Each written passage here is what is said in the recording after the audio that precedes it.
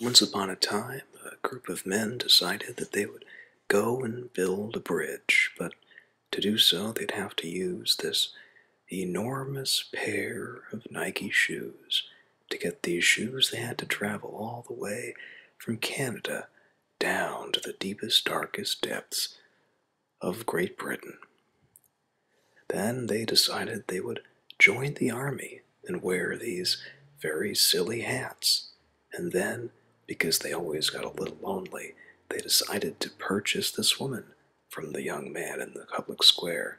And remember, we're putting color to work in computers only for you.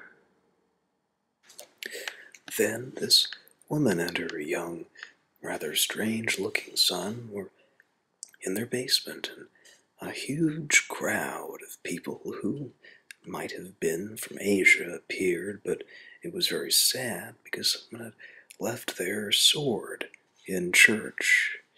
They had been to church earlier in the day, even though they were Marxists and had recently installed an enormous head of Lenin in their front lawn. A young man with an axe showed up the next day and carved his initials into it with the axe, into the head.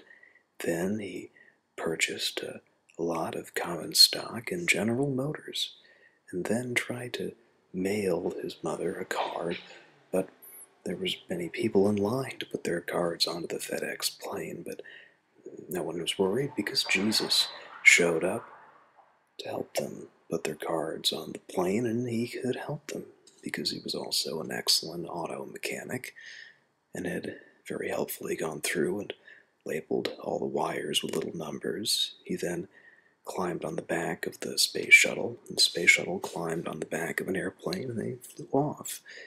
But they realized they'd forgotten their bottle of wine back at the beach, so they had to land at the beach first to get it before going to Mars.